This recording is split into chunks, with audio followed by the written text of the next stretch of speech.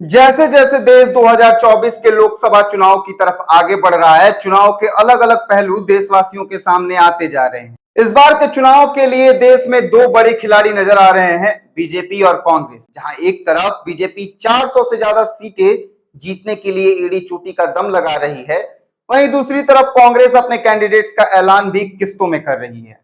अभी तक भाजपा ने लगभग 418 से ज्यादा सीटों के उम्मीदवार का लिस्ट जारी कर दिया है, जिसमें पार्टी के लगभग सभी बड़े नेता जैसे प्रधानमंत्री नरेंद्र मोदी, अमित शाह, स्मृति ईरानी का नाम शामिल है। कांग्रेस ने अब तक जो उम्मीदवारों की लिस्ट जारी की है, उसमें लगभग 248 उम्मीदवारों का नाम ऐलान किया है।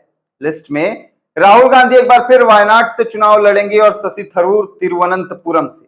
इनके अलावा अजय राय का नाम शामिल है, जो प्रधानमंत्री मोदी के खिलाफ वाराणसी से चुनाव लड़ेंगे। और भी कई नेताओं का नाम इस लिस्ट में शामिल है। पिछले कुछ दिनों में हमने कई नेताओं को इंडिया अलायंस का साथ छोड़ बीजेपी में शामिल होते हुए देखा है।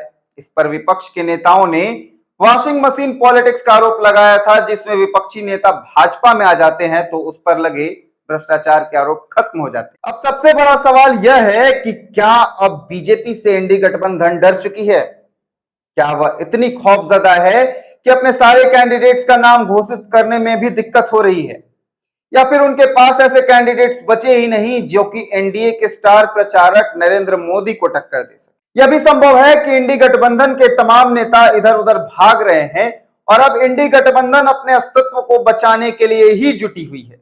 जनता में ये कयास लगाए जा रहे हैं कि कहीं ना कहीं इंडी गठबंधन एनडीए और भाजपा से डर रही है, या यूं कह लें कि जो लोग भाजपा को पसंद करते हैं वो ये दावा कर रहे हैं कि भाजपा से कांग्रेस भयभीत है।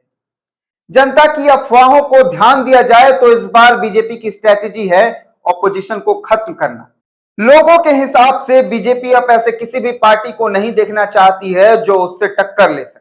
इस पर राहुल गांधी ने कहा कि ये कोई मामूली चुनाव नहीं है, ये चुनाव संविधान बचाने का है, ये देश बचाने का है, ये वंचितों और गरीबों के हक को बचाने का चुनाव है।